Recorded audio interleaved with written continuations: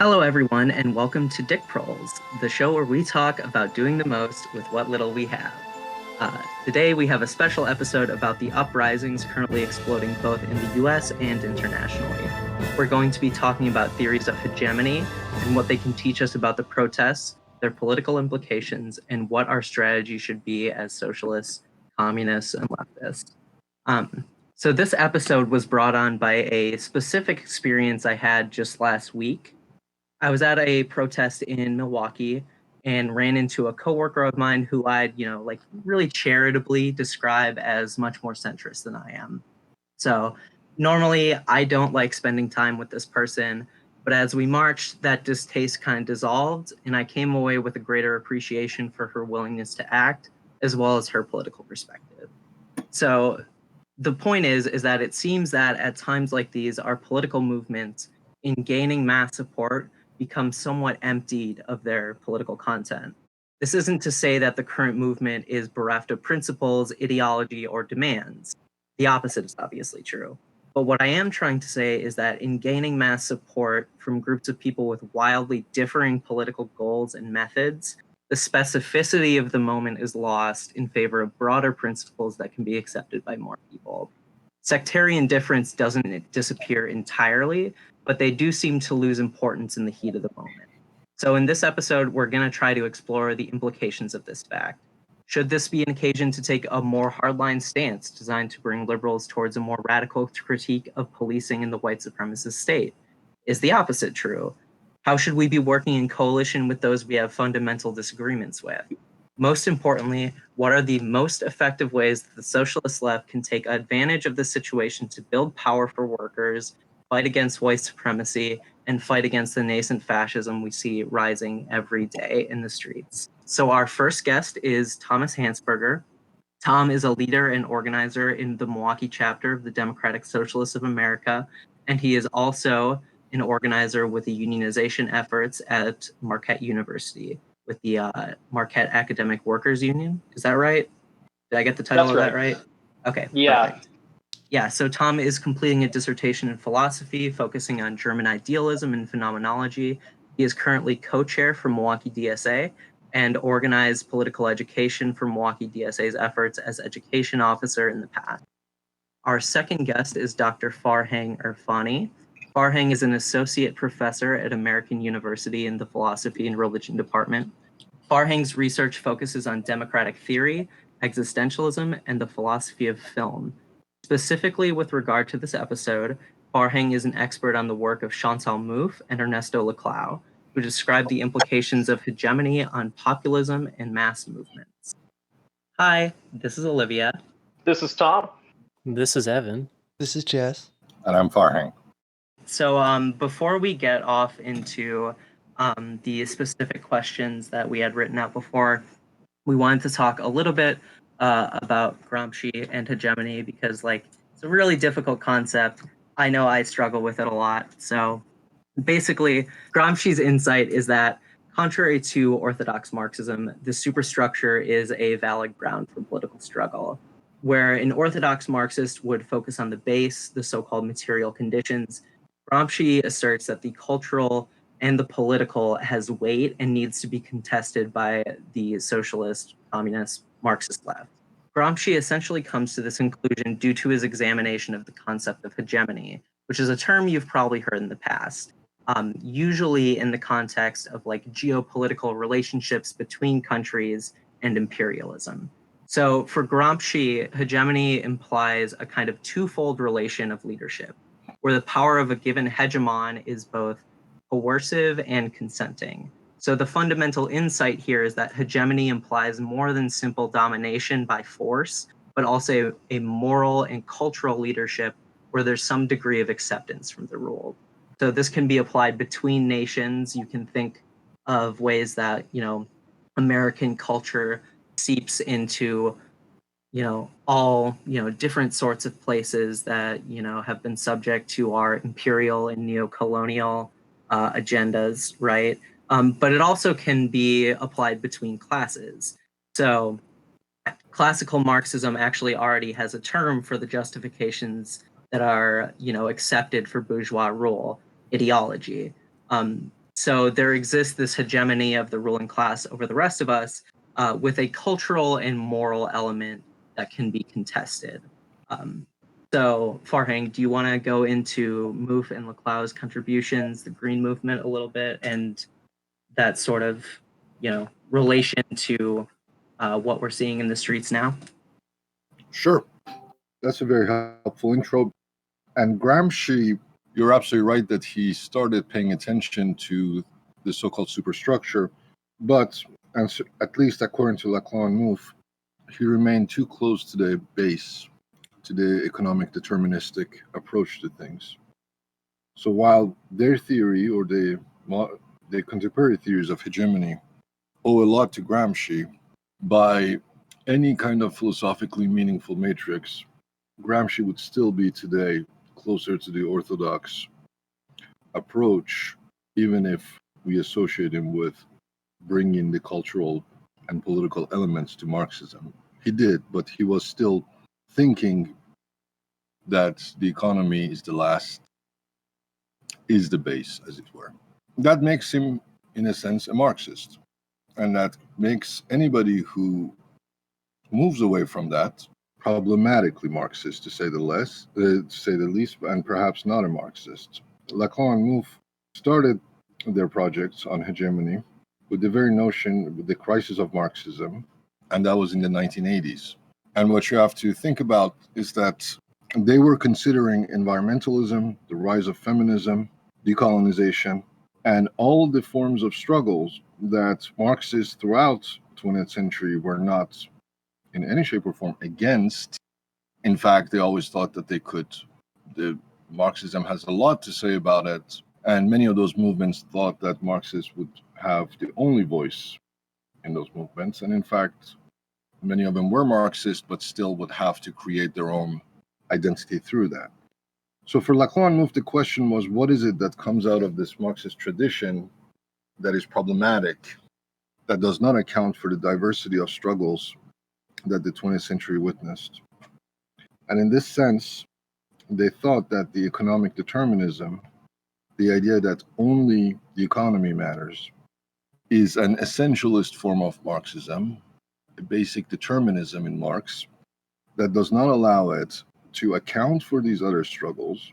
And in fact, worse, it won't understand the struggles and it will not be able to participate in more radical changes if it's only stuck on that. Saying that, I can't also emphasize enough that for anybody who even whiffs a Marxist air, the idea of abandoning economic determinism is not the same as abandoning materialism, and it's certainly not the same as being able to say that somebody is radical of any kind of a Marxist inspiration or Marxian tradition and entirely dismiss economic struggles, especially the rates of poverty and exploitations that exist these days, the forms of identity politics that the American liberal left is fond of. It's gross, it's disgusting, and it has nothing to do with any leftist project from a Marxist perspective. Now, the idea of hegemony, I would simply put it this way. Given the emphasis on the multiplicity of struggles that I just mentioned, the idea of hegemony is that there may be different sectors of the population that have different demands at a given time, and the powers that be can manage those demands often. But when a demand starts getting more and more pressing and make itself known and take it at a level of a general strike, protests, making lots of noise, bringing attention to itself, in the union tradition, there is a way of going on strike out of solidarity. Different sectors could do that. So you could have carpenters join plumbers, but that is a very old tradition of syndical activism that is frankly unavailable most of the time these days, even in the older European traditions. So what you have instead with the hegemonic idea would be that what you would count as solidarity, as in when people would start going to the streets to protest as well and say, yes, this cause is important, It becomes a hegemonic movement when the one that started this starts absorbing under its own umbrella, under its own initial claims, a general sense of dissatisfaction aimed at the powers, and other people, other causes rally under it. And it's important to understand that this is different than solidarity, and it's different than coalition building. Coalition building is when you would agree that two different causes have enough in common and they can join forces. And after they accomplish what they did, or if they couldn't even accomplish, they can part ways and go back to their initial quarters, initial sectors. In a hegemonic formation, the idea would be that the fusing of these different causes would ultimately change the identity of everybody involved. So from there on, it's no longer as simple as a bunch of people came together under the same umbrella and then they went back to their own neighborhoods intellectually. They have to actually, at that point, understand each other under a new kind of a broad spectrum, which makes hegemony actually a lot harder to achieve than it seems. You mentioned the Green Movement. That's one of the examples that I have used previously. If that was 2009 in Iran, when the initial protests started because a lot of people were unhappy with the way the election was stolen. So the chant in the street was, "Where is my vote?" Where is my vote was a very specific demand. It was about the electoral shenanigans. It was about all the cheating that had happened. And it was mostly by the people who voted for a candidate who didn't make it through. And ultimately, they were mostly disgruntled urban people, educated people who were unhappy about the system. But slowly, even people who didn't think that the election was all that problematic started joining the movement because they had their own discontents, they had their own dissatisfactions with the system. And at that moment, it started to be a hegemonic movement. It became known as the Green Movement. When people's initial demand of "where is my vote" has emptied itself out of its initial meaning and now stands for a larger demand against an entire system that must, in order to account for it, potentially revise itself because it's no longer an isolated, localized demand. So, Arab Spring probably counts as a much bigger one of them. I think I want to leave the question of the current protest, Black Lives Matter, probably to the Q&A because I think there is a lot to say about it, no doubt. And over the last few days, actually, I'm starting to have more hope than I've had about some of the developments. But I would say this, that in the United States, in American politics, typically the Republicans are much, much more sophisticated at the hegemonic game than the liberals. Liberals are constitutionally incapable of hegemonic movements because they are such individualists. And individualism will always get in the way of progressive causes. And ultimately, the right here, and probably the case of George W. Bush, is the biggest hegemonic movement I've seen in the US, when he started as kind of a traditional conservative who was not an interventionalist, he was not a neocon, who barely knew anything about foreign affairs. He was practically closer to being anti-government than a neocon could be. And yet, not quite a libertarian, but he was close to one. And after 9/11, when he stood on the pile of rubble and he said something like, "The world would hear from us." And at that point, I remember his approval rating was up to 96% and or 94% or something like that. Those 4 or 5% are jerks like us who just would refuse categorically under any situation to say there's anything good about him. But it tells you the power of the moment, but it also shows you that when he started the war in Iraq, nothing of his own campaign made sense anymore. And that was fine. That was not a problem because there was a hegemonic formation being claimed. Under the guise of the war on terror, the libertarians of the Republican Party were somehow okay with all the invasion of privacy of the Patriot Act. The traditional conservatives were okay praising the Christian conservatives who talk about family values and essentially white supremacy as a code in a coded way. They were okay talking about Islam of peace.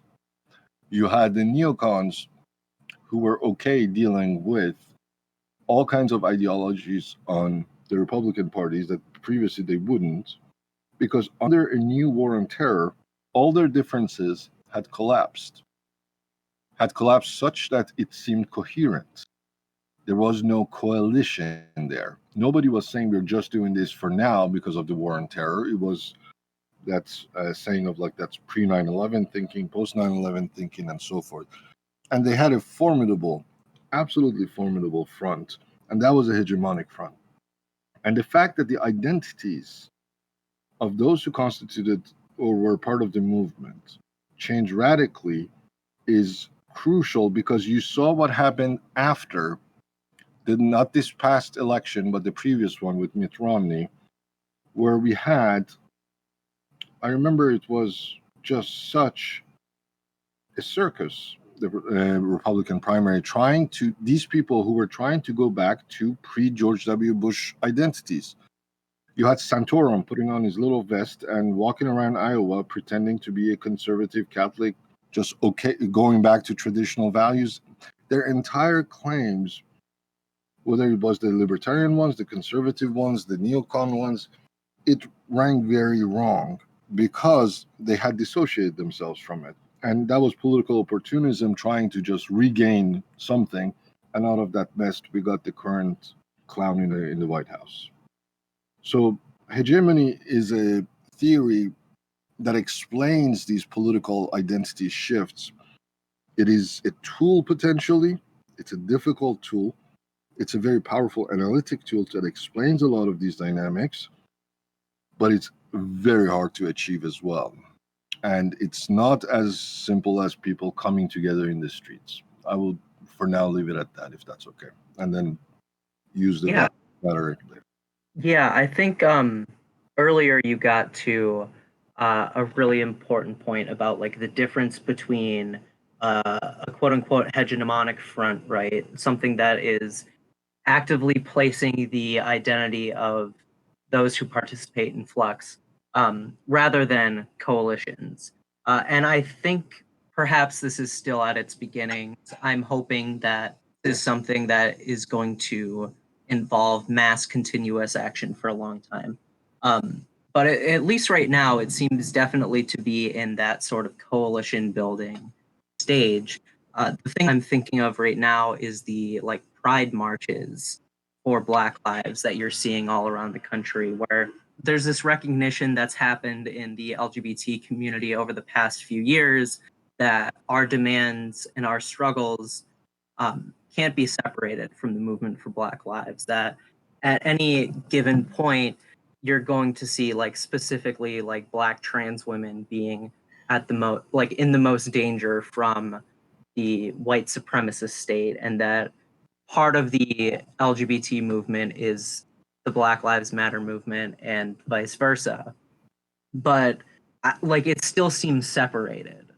It doesn't seem like we're at that moment of the hegemonic front yet. I don't know if we will get there. So Moof and Laclau seem to think that settling in on like one sort of like specific demand is like a really losing battle, and that like part of the process of politics is this simplification where things kind of get generalized into a greater dissatisfaction at the system overall. So I was wondering if you could talk a little bit more about what is particularly strong about that vagueness, and like what do movements go through to get there? It's difficult to know if a movement has to intend this or not, because a lot of the historical examples that we have are so rich and overdetermined that it's hard to say there was a very conscious effort to reach out to other causes to simplify and so forth. But the simplification would be that if your initial claim is, for instance, that a particular sector of the population is demanding paid leave, even though they are not on contracts, they are hourly workers, that's a very specific claim that those who don't have hourly wages don't have to make the same claim, obviously.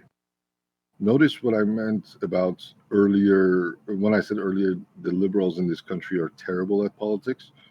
Example of it is, at such moments, there's a tendency that if somebody, for instance, who is not a hourly worker participates in that, there are people who would scream and say, that's not your fight. Or they would say, this is like appropriating somebody else's fight and some other kinds of nonsense.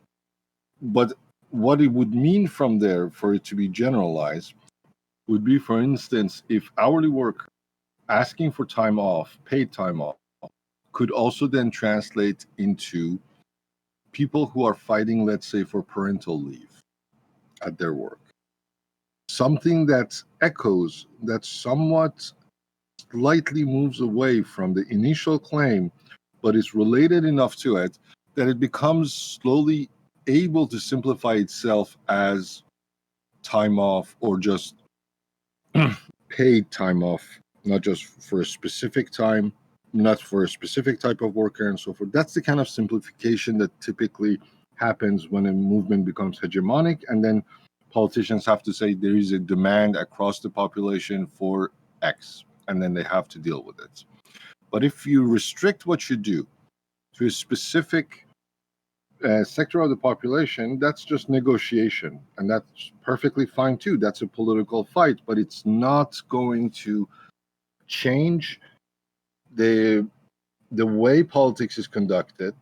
It is not going to change the lines of demarcations that determine current political status quo. That's why simplification is so important, is because it would allow for potentially changing the lines of demarcation where causes could join, where people who don't necessarily have anything in common initially could in fact both gain, and society's overall understanding of certain things would change. Yeah, that makes a lot of sense. And I think I'm kind of wondering if we're perhaps starting to see the beginnings of that with Black Lives Matter. Specifically, what I'm thinking of. So, like, you can take like the initial demand of this round of protests to be stop police killing Black people, right? Like, at its most fundamental, like that is what the movement for Black Lives is. But at the same time, you are seeing demands rise up of not just defunding the police, right, but actively taking money that goes into the enforcement arm of the state and reinvesting that into communities that are, like, you could call them underserved or whatnot. Do you see that as like potentially the start of that process of simplification? I absolutely agree with that. I think that's one way you can even say it is that Black Lives Matter, the slogan itself, has already simplified it some, because the initial claim, you're right, started with the police, and the police itself continues to make it the focus in a way. But the idea of Black Lives Matter, it wasn't just a slogan for Black Lives Matter to blue lives or to the police and so forth. Like it's already a simpler claim, right? It's a more general claim, as in their lives matter overall. It's not just when the police is involved. I think the simplification had already occurred at one level by saying that it's not just a specific problem to the police, but that remains the forefront of it. And the police has certainly shown that it is a big problem these days. I think that you can even say that there is the effort toward defunding the police and so forth, especially if the funds move away from that in order to actually fund other programs, that would be helpful, certainly. If there is a general movement towards removing the militarization of this of the police, or reducing the funding and so forth in general. Like, if you can budge that notion of the police here are sacred. In Los Angeles, I read that the police department's budget is over 50% of the entire city's budget. That's preposterous. 50% of an entire city's budget, as big as Los Angeles, should not be policing people. These are issues that are coming to light, and to me, there are signs of it. I actually think that two ways in which this movement has begun to see a generalization of the struggle are very powerful sports symbolism that we see. It was just a few days ago that the NFL, Roger Goodell, the commissioner, accepted or said that they were wrong to have penalized or been against people's, or essentially black players taking a knee, Colin Kaepernick most famously. If you remember, the NFL was the league that was the most anti Black Lives Matter and was associated very closely with the White House and Trump. And the lines of demarcations have become so vivid that the NFL had to pick a side, and it switched sides on that one. That's a direct effect of it, because it's no longer as simple as, are you disrespecting the flag or not? It's become a larger claim that they can no longer reduce it back to an initial matter of, well, we are a private league, we just want to respect the flag. Like, this is the moment where it's starting to feel like a hegemonic thing. And to me, the more shocking one was today when NASCAR bans Confederate flags at its events. That is nothing but the power of these movements that have made it happen. You guys were talking before the episodes about these statues and so forth. Think about the flag. Flag in this country so big, and the fact that NASCAR, of all, now is jumping on it. That to me is a level of simplification of the claim, where it's no longer about even police brutality. It's about an entire horizon of discrimination, of racism that is being seen, to the point that NASCAR, where its fan base is not going to like this, is making this move. Does that echo? Does that make? Yeah, that definitely makes a lot of sense, and that is actually that's a really helpful transition into the part I wanted to get into next, which was the kind of process of co-optation that, in at least in my mind, kind of stands in the way of like this becoming a hegemonic front. So like we are already seeing a situation where just about everybody feels like they have to take a side on this. Like Facebook has been nuts lately, right? But we get into this situation partly because of that, where movement, and this is almost specific to the American and like potentially Western European case, but like in the specific context of our country, we see situations constantly where movements rise up, and then because money and donations start pouring in, they become a feeding ground for nonprofits, for political candidates, for community leaders who want to start drawing a salary from the movement, right? You saw after Ferguson, right, the rise of D. Ray McKesson, and his latest thing after the George Floyd murder has been the 8 Can't Wait set of reforms around police departments. The idea being that if police departments adopt these 8 reforms of when and how much they use force, data shows a drop in killings of as much as 72%. And we can criticize that on the face of being like, okay, that's just 72%. You're obviously not aiming at the heart of this. But even beyond that, these are things that the policies, I can just list them, right? So banning chokeholds and strangleholds, requiring de-escalation, requiring warning before shooting, exhausting all other means before shooting, duty to intervene and stop excessive force by other officers, banning shooting at moving vehicles, requiring use of force continuum. I don't know what that means. And then requiring comprehensive reporting each time an officer uses force or threatens to do so. So you can see in like major police departments all around the country, New York, right, when Eric Garner was murdered, the cop was using an illegal chokehold.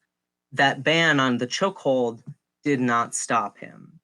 And at any point in these sort of, you could call them like technocratically minded reforms, the recourse as far as who is in charge of enforcing this ends up being cops, right? Like it ends up being whoever's in internal affairs for a given department. So we're just leaving cops the ability to enforce, on cops. There's no greater recourse to society. There's no enforcement mechanism. So Right. it seems like this co-optation is kind of into the American political system, and it's really powerful and really unfortunate. If I can speak a little bit to this point, because having spoken with various activists as co-chair at Milwaukee DSA, we're trying to do some of that coalition building work that we were talking about earlier. And it seems that one reason why you have these competing sets of demands coming out of this movement, and this is true of, I think, all movements to some extent, but in this case, there is an internal political division, partly between the various political positions within the Black community.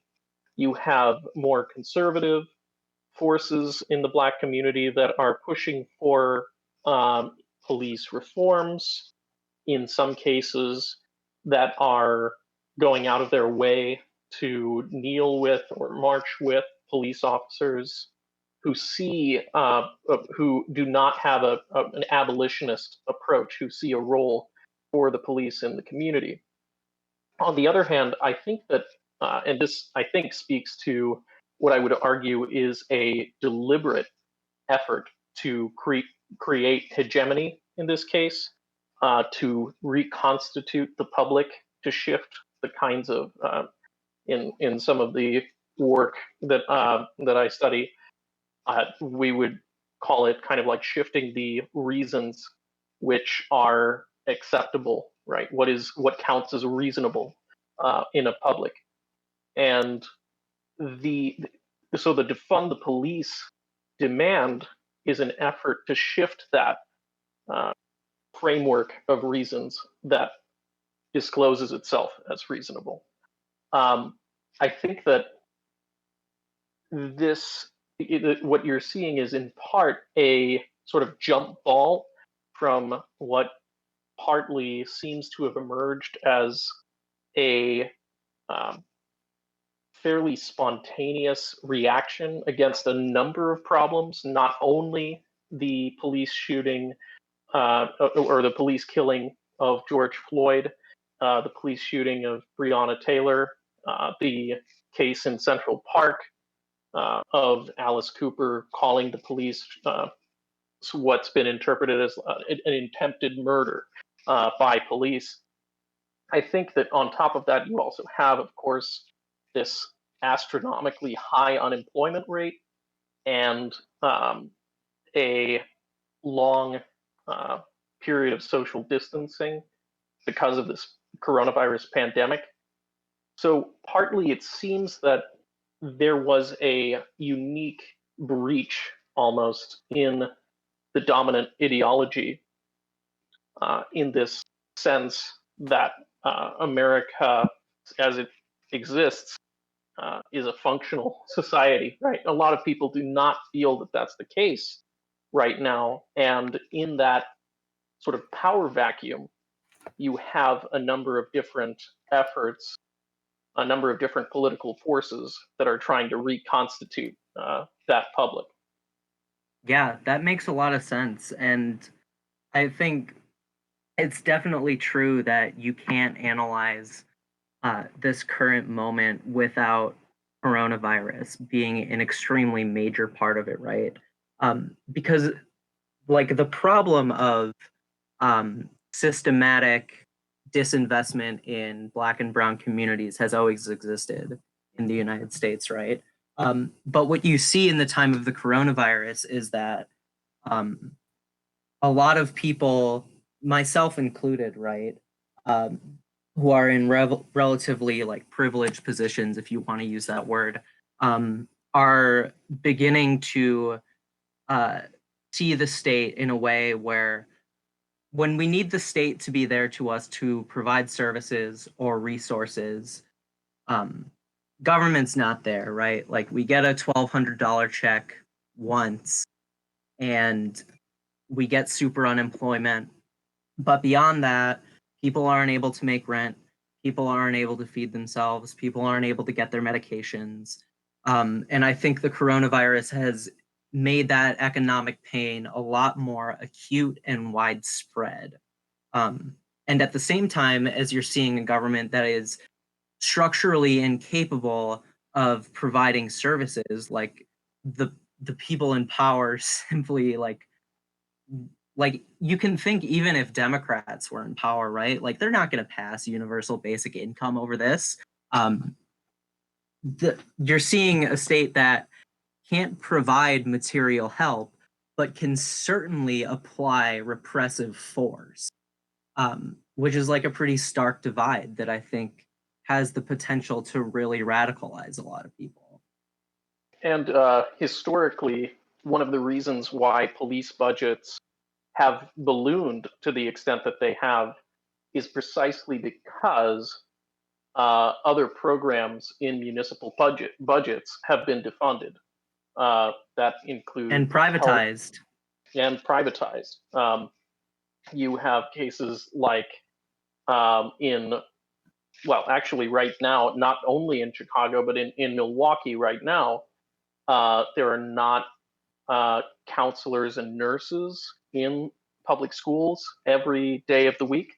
And their CTU, the Chicago Teachers Union, went on strike in part demanding for counselors and nurses to be in Chicago public schools. So, in this instance, in this context, um, the demand to defund the police also represents an inversion of what previous policy has been, which I think is actually a rhetorical strategy to kind of facilitate that realignment of hegemony, because it's kind of the rhetorical appeal is that if it's unreasonable to defund the police, well, why is it reasonable to defund schools, right?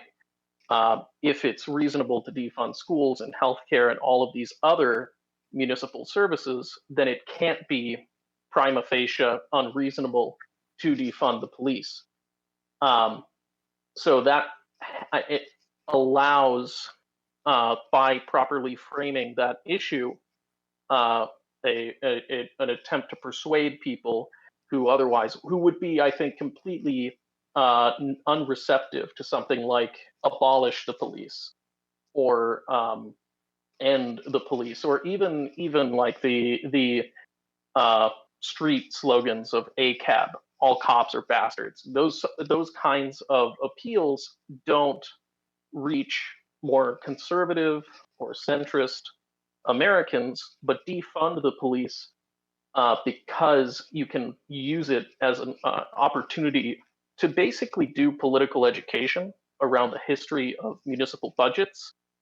Really does offer an opening to not only introduce the idea of police abolition, uh, but also to reach out and realign those political coalitions, right? Because many of those groups do believe that, well, pretty much everybody in America, in principle, believes that education and healthcare are good on some level, whether or not they believe that they should be privatized. But it turns out that there is a majority that can be crafted out of a demand to send more funds into those services. Can I maybe not so much pushback, but I worry about the idea of the emphasis on the coronavirus part. Not to deny the impact that you guys are describing, because that seems, well, just factually correct. But I think the narrative has to be very careful when it comes to the coronavirus part, because it's such an exceptional time that everything could be ascribed. Everything happening could be like, yeah, but those were crazy times. It was during the coronavirus, right? Like, they, instead of letting this revert back to its more low-level fever that's been running the whole time, as opposed to this spike of fever, it has to be acknowledged. Like, the political discussion cannot let coronavirus hijack that as an exceptional moment in American history or in current politics. Otherwise, it will backfire. I think that's a really good point. And I think that based on what I've been seeing, and part of this is it's very difficult to judge this movement, to get a read on this movement, because it has been so decentralized and so massive. So it's extraordinarily complex. But it has been surprising to me how little the protests have been addressing coronavirus. They've been talking about coronavirus when it comes up, to compare, for example, the PPE, personal protective equipment, that nurses have with the equipment that riot police have in responding to these legit. protests. I think that's great. Those are lines that should be drawn, because the police didn't just acquire them instead of the nurses during the crisis, right? This is an ongoing problem. So I think that is a fruitful path to go about it. But I hear mostly on the conservative networks things like, well, people have been cooped up inside, they're angry, and like there is a way to turn this into like a temper tantrum. And conservatives are going to use because of the virus and because of the exceptional times, and as opposed to seeing it as this is the long, this has long been coming. Yeah, no, I think that's a really important point. I just to clarify, I don't want to. I think that this kind of in a way gets back to your point about an over-reliance on economic determinism. I think that this is a case where we see sometimes the Marxist political approach backfire on itself if it is very committed to that economic determinist narrative, because in a case like this, that would add fuel to the fire of what conservatives and really capitalists on some level would want to say is happening. They would want to say that it's just, a bunch of disgruntled former now unemployed people, right? And only by emphasizing a choice that we're making in priorities and what we're funding, only in emphasizing the way that the public acts as a political subject in the sense of creating the laws, not in the sense of being subjected to the laws, right? Only by emphasizing that can this movement really avoid that trap. Yeah, I think like you're already seeing like the problems with this sort of economic determinist analysis, actually from like the DSA itself, right? In a lot of ways. Obviously, there are a million like bad faith critiques by people like Gwen Snyder on Twitter about like the dirtbag and Chapo left being like class reductionist, right? But that's not to say that it isn't a problem within our organization and our movement, right? There was a I think press release or something from Philly DSA recently that basically talked about like a more humane society where like George Floyd like doesn't need to use a counterfeit bill, or um like that doesn't have militarized police, or like where George Floyd could have been like working or something, right?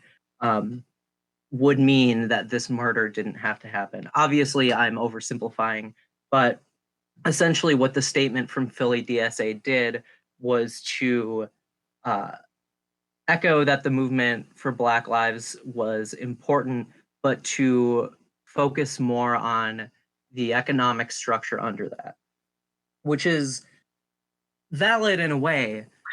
But also, I saw something, it was a tweet about a little excerpt from, I think, the Economist podcast, where the host of the Economist podcast said, like, in a better world, George Floyd would be at one of his 3 jobs. And I think it's very unfortunate. Like, obviously, the statements come from two different places, but like mapping it onto a simply economic reality, I think loses a lot, unfortunately. Right. One thing that was very frustrating about that Philly DSA statement, it never said Black Lives Matter, for instance. I think that was omitted, if I remember correctly. So, in the spirit of hermeneutic charity, of trying to be charitable and understand what they were thinking when they put out such a tone deaf statement, um, I think that they were pushing back against the liberal identity politics that Farhang was talking about before, which is such a limit, such such a so politically weak and really hurts the left. But the way that they did that was incredibly counterproductive, and partly perhaps because when I think when leftists make statements that analyze uh, or translate issues of prison, police, issues that affect sex, gender, race, uh, they when they translate those into economic issues, the framework of contemporary discourse understands those as issues that pertain to the white male working class. Now, of course, right now, the working class in the United States is neither primarily white nor primarily male, but the ideology that uh, presents itself in the world, that the ideology that frames our political discourse, makes it very difficult to break out of that just by talking about economics. And I think that so what they did was effectively, in trying to resist identity politics, fall into a trap that set by identity politics as understood by liberals, not speaking here to the Combahee River Collective form of identity politics. Um, and based on my experience, it does seem that this kind of mistake is contributing to the reputation and it's currently true. DSA is a majority white organization. So that it's statements like Philly DSA that have actually made it harder for DSA to build the kind of relationship to the working class that it wants to build. Yeah, definitely. I think that's a really salient point. And maybe we should we have a little section in here critiquing identity politics, and I have a like specific example about like the kind of dead end of individual moralizing. Um, so I have a small aside story, right? Because, you know, who can resist bringing drama into their podcast that less than 100 people listen to regularly, right? Um, but anyway, so basically, I the other day, there is a kind of acquaintance of mine that I've organized in the past with on incarceration issue, like decarceration issues. We were both formerly members of the Incarcerated Workers Organizing Committee of the IWW, and the person I was talking to is formerly incarcerated, right? So I wanted to reach out to him just to see how he was handling the moment, how he was doing. So I basically said something like, "How are you? Like, how are you doing? I know, like, I've been brimming over with rage and sadness and anger right now, and grief, and I can't imagine what you're going through right now." And his response was basically really tired of white people centering themselves and not the concerns of people who are directly affected by this, which, like, okay, fair criticism. Like, yeah, I shouldn't center myself in this, right? Like, not necessarily the most polite thing of me to do, but also, like, this guy is white that I was talking to, right? And more importantly, right, this is like not how you can be talking to potential organizers. Like, if your ability to fight like the powers that be is always constrained by like who you're mad at for being performatively like angry at the time, um like you're always going to be constrained by the fact that you're getting pissed at all of your potential friends. It's just strikes me as like not being serious about challenging power if you're going to treat people that way. And maybe I'm just like too caught up in my own bullshit. But it also reminds me of this. He later shared a protest etiquette for white folks, folks spelled with an X, card that has some information on it for like things white people shouldn't be doing right now at the protest. So, like among the recommendations are like some chants are not for us. So, like, don't chant hands up, don't shoot, don't chant I can't breathe, don't raise the black power fist. Um, White people, according to this card, shouldn't lead chants. um, there are some other things about like putting your body in between black people and the police, which like I agree with. Um, but it strikes me that this individual moralizing is like very pernicious and very it's like poison to an actual left project. So if either of you want to expand on that, please do. I can't even talk. It's infuriating. It's disgusting. It's Yeah, capitalism. I mean, I went to AU and I remember exactly what it was like, and you teach there, so please share. This is to me the capitalism turned into like a brand when it comes to social struggle. It's people who are having intellectual property and a proprietary approach to their identities. People would think of it in terms of absolute possessions that cannot be robbed. It's like back to John Locke and protecting property rights, and now turns into individual rights. It is the most pathetic, absurd, and it will make anybody in power gleeful that people would do that. The idea of that is so absurd and so neoliberally pervasive in this country.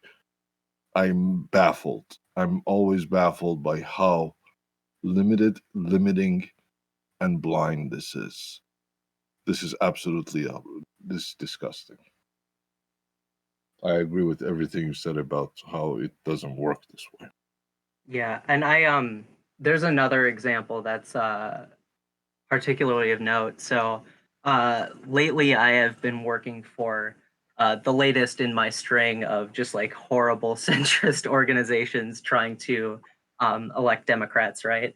Um, and my immediate supervisor, um, he is like a pretty strong Black nationalist, right? So on our morning calls, he like doesn't particularly care about the organization either, thank God.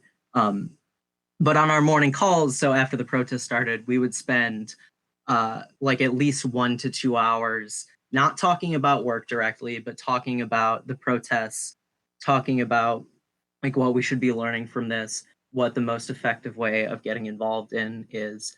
And I remember specifically a white liberal coworker of mine, not not incidentally someone who really thinks that DRA's 8 can't wait reform should be the cornerstone of everything moving forward. Um, but his basic issue that he brought up with us was that he wanted to be supportive, like he knew he was going to be in the streets, right?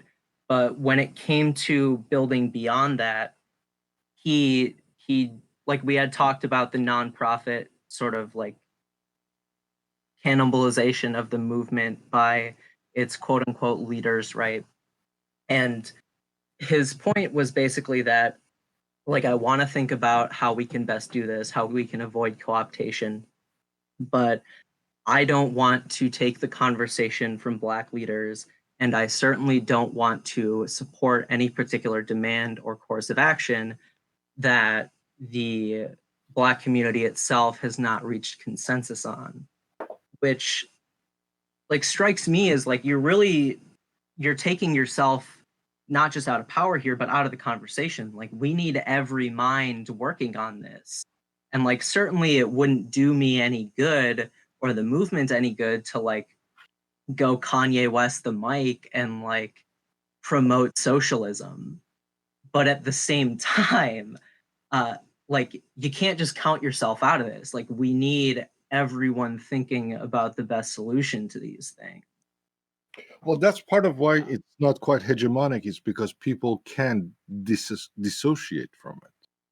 When they could say, this is not me, I'm just here to support, I'm just here for one afternoon, that's not quite hegemonic. It's not even, it's like the most minimal solidarity level that has been so dead that when we see it, we're almost surprised. But that's like to me, that's so far removed from being politically thinking about this. When you're not even thinking about, when you think of it as this has nothing to do with me, I don't want to be part of that, I'm just here to be nice. Well, that's not politics, really. You're not part of the struggle. Right. And in this case, I've got a couple of examples to show how damaging that kind of siloing, really, of Black struggle from broader struggle has been. So one way in which I think it's really damaging is that I mentioned before that there are political divisions within the Black community, right? So it's impossible to determine what the Black position is, what the Black demands are, right? The demands are in what demands come out of this are going to come from political struggle between political ideologies, not not from the color of anybody's skin. So that's in a Yeah, sense. it essentialize like it does a lot of work in like essentializing and kind of reifying race in a way that I think is very counterproductive. Right, exactly. This is another interesting thing about it. It recreates the racial essentialism that is ostensibly part of the systemic racism that the movement is objecting against. Correct. I mean, that's just the trap of essentialism when you essentialize the struggle like this. And to me, even beyond fancier reification, it's just property ownership at this point. As in, it's people have simplified it even to the level where it's just, do I have a right? As in, do I have a membership? Have I paid my dues? Can I claim something here? And it's the idea that the Black community has to speak on it first. It's like a board of directors who has to pass a certain recommendation. Politics is very much about these struggles for for the demands, and for talking about who speaks and who doesn't.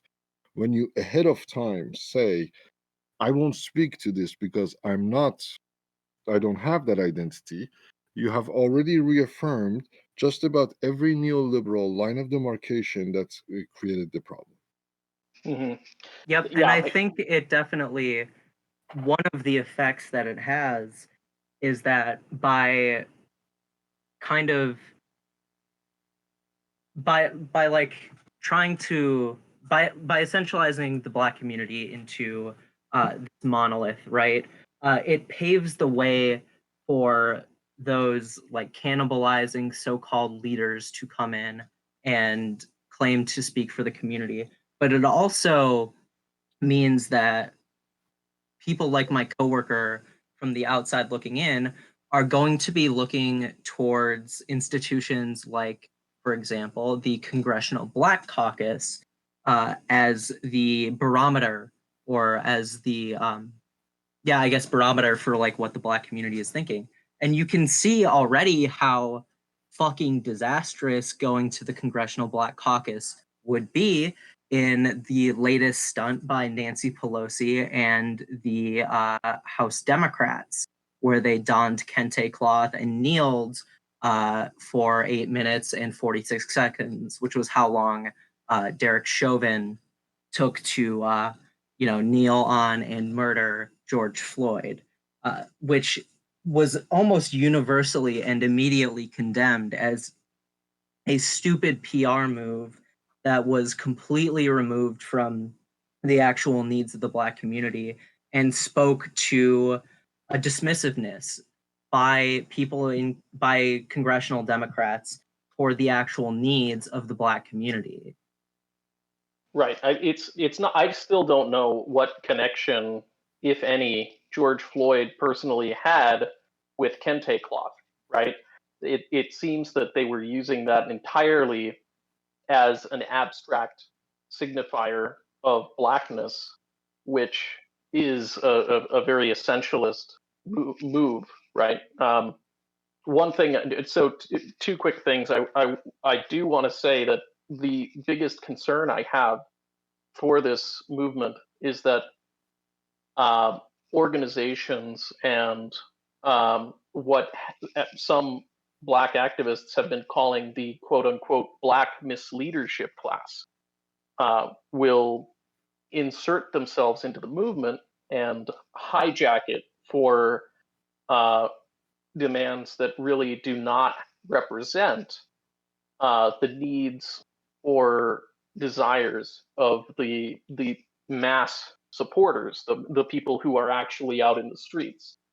And sort of by way of a reductio ad absurdum, to illustrate the absurdity of those kinds of guidelines for white people not leading chance and that sort of thing.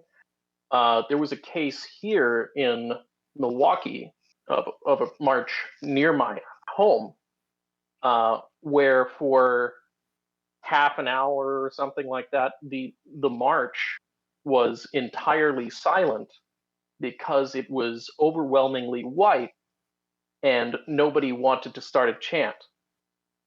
So you have a silent march without making any demands just because people are more concerned with these guardrails to prevent them from quote unquote centering themselves in a very abstract way, right? Without it actually became counterproductive, and I think that that's something that could easily happen. In Milwaukee, it's important right now for community organizations, for white people, really, in many different organizations, to actually speak out and support the demands of the movement.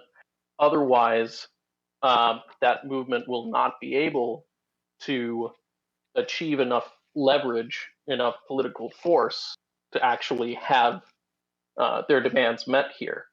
So it's I think it speaks to the utter um, political futility and the short-sightedness of that liberal form of identity politics.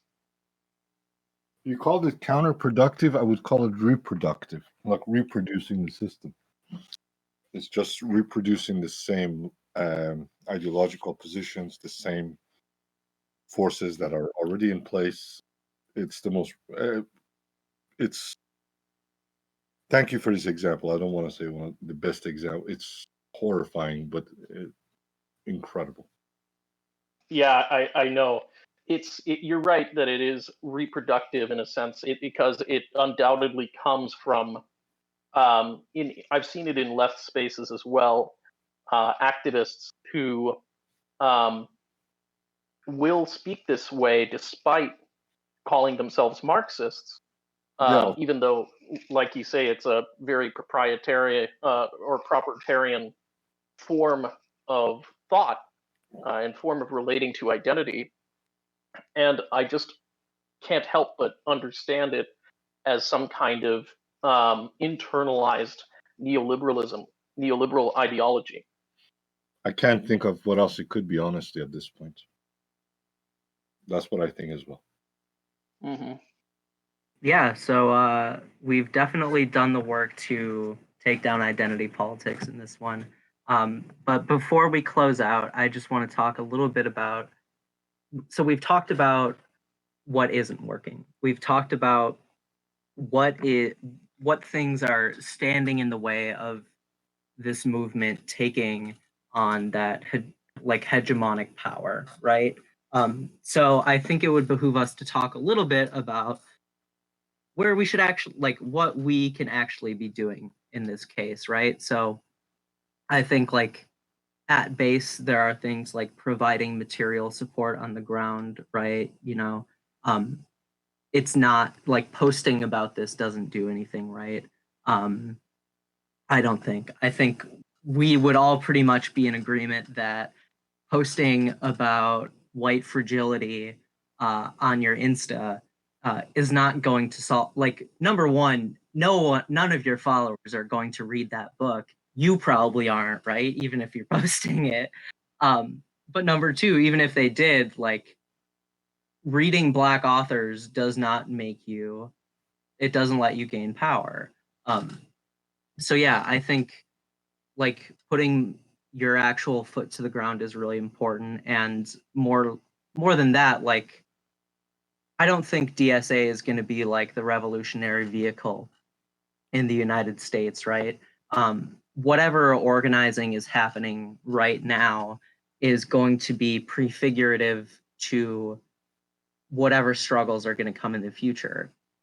To me, that means that the most important things we can be doing right now as socialists and leftists is building one-to-one relationships, building networks of people who don't want watered down reforms, or networks of people that might be susceptible toward a more radical critique but need some nudging.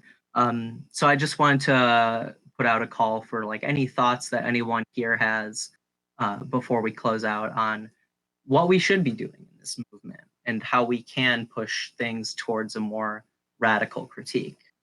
I think that you're right that building those one-to-one relationships is incredibly important for building the left, and I think that regardless of the organizational form, what gives I think that there's a quotation from Trotsky where he talks about the party as just the engine, but the masses are the steam that makes the engine run, right?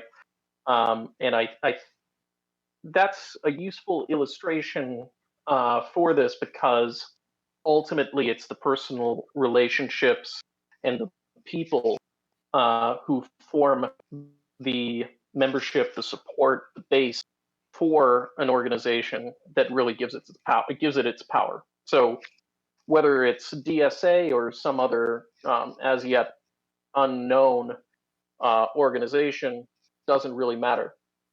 But one thing that I really appreciate from recently, I read this book, Bigger Than Bernie, by Megan Day and Micah Utrick, which talks about why DSA had and socialists have a larger project than just the Bernie campaign, which differentiates DSA from some Bernie crats, so-called, and from other left Democrats.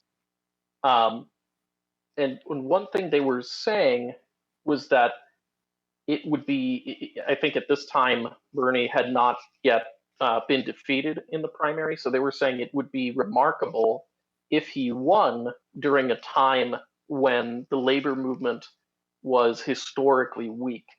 I think right now we're somewhere between like 7 to 10% of American workers who are part of a union, which is very, very low. For me, I think that those labor unions are incredibly important for building a left political force.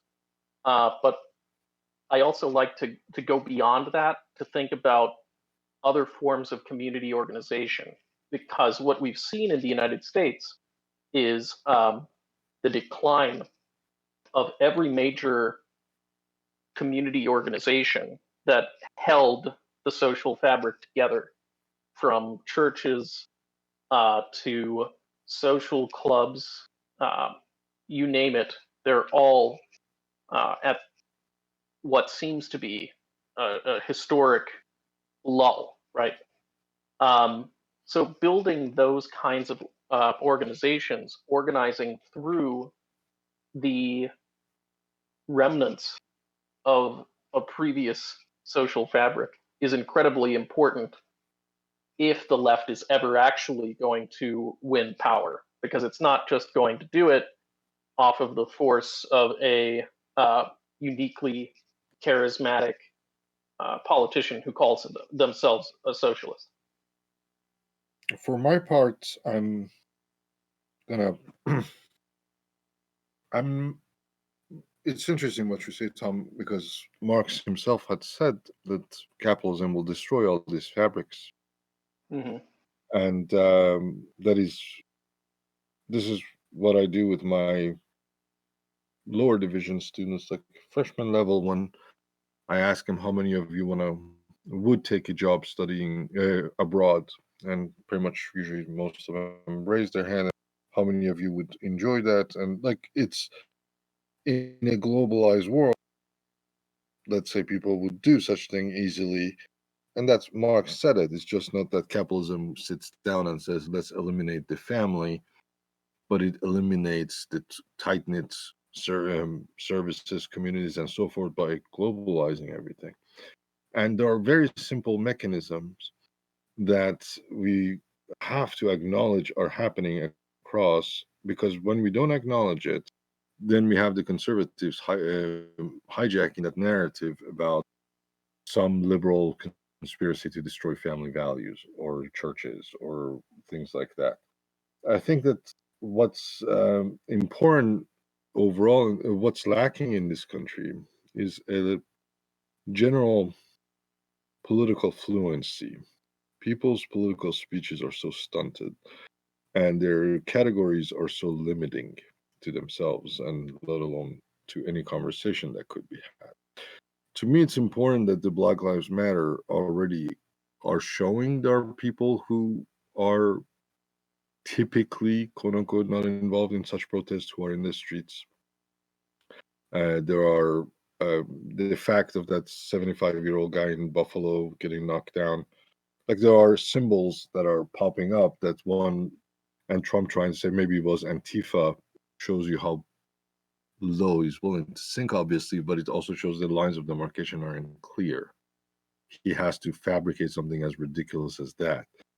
To me, it's important that these are moments to salvage or at least defreeze some of these lines that people have drawn around what socialism means, to in order to say that it wasn't just Bernie doing that. That's to be a socialist certainly would value the struggle in the following way. These are the things that would be involved. These are why this solidarity matters. This is why we don't think it's about just identity. This, like, to me, it's more in addition to being along out there in solidarity with people, you in a more meaningful long term, it's also to widen the scope of the conversation so that it shows that there are many people who don't want it to be isolated or demarcated around very certain clear identity lines in a way. To me, there is a chance here for that. And the fact, again, to me, if NASCAR is willing to take up this battle internally, it means something huge is resonating. And I'm not sure co-opting what can be done about it. I don't think a lot of it may not even be as simple as co-option, but I think there is something politically happening right now because actors who were not willing to take up Black lives as a cause are willing to do so now. And this is a tribute to the movement. And to me, there is a critical explanation to this, and it shows also why it is important to expand struggles so that other forces such as NASCAR and NFL even join in. To me, there's a lot of pedagogic moment about this political struggle for everybody to reflect on and to share and to gain a little bit more political fluency in this country. That's what I would hope for more. Yeah, I think that that's a great point, and one of the I think that it speaks to the brilliance of the defund the police demand because it's so radical as compared to the previous dominant ideology in the United States. The police have been the standard heroes of cheap television for decades. And by challenging that, the Black Lives Matter movement has been able to shift the goalposts so that really marking yourself as part of the movement fully means taking a position against the institution of modern policing. And so I think that might be part of why so many actors who generally have been resistant to Black Lives Matter now are saying, oh, well, we can at least say Black Lives Matter, and that is a way to appease this movement and be in the center of these two extremes, quote unquote. And that's a tactic that the right actually deployed very effectively in the past to shift the Overton window. It seems like we're seeing it in reverse from grassroots activists on the left. Yeah, those are all really, really great, insightful points. Does anyone have any final comments before we close it out? I think this was really productive. Sure, I'll chime in for once this entire hour that we've been talking. Please. Hey, you're doing all the leading here. Someone's got to take your spot of chiming in once the entire episode. So this has happened to me recently on social media. Is I have actually been the recipient of bullying. Interestingly enough. Let's not say that you don't invite it though. Like, you are the most active poster I have ever seen on Facebook. Like, The most active commenter, I should specifically say. Like, Well, you're fucking insane. So I this don't mean to take you down too much. Please go ahead.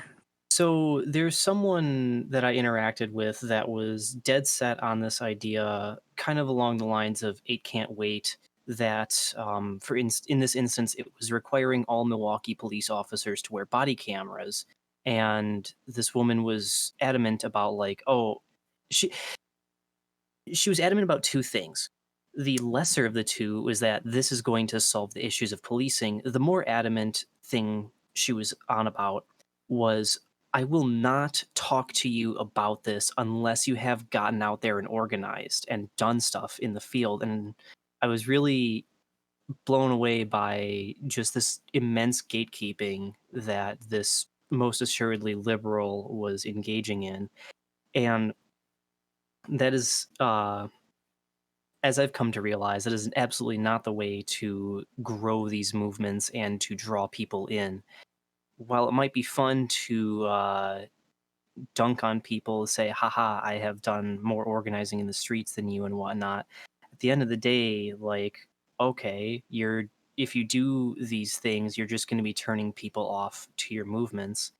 So what I would recommend to you, dear listeners, is don't do that. It's bad, actually. And instead, what we need to do is when you see people, your friends, your family, for instance, who are making these claims of like, "Eight can't wait" is going to solve all these issues, or giving all police body cameras will solve these issues. You need to, instead of completely beating them down, saying, "No, you're stupid, you're wrong," you need to be able to recognize when people are beginning to sense the right answer. They're getting close to the radical answer, but they're not there yet.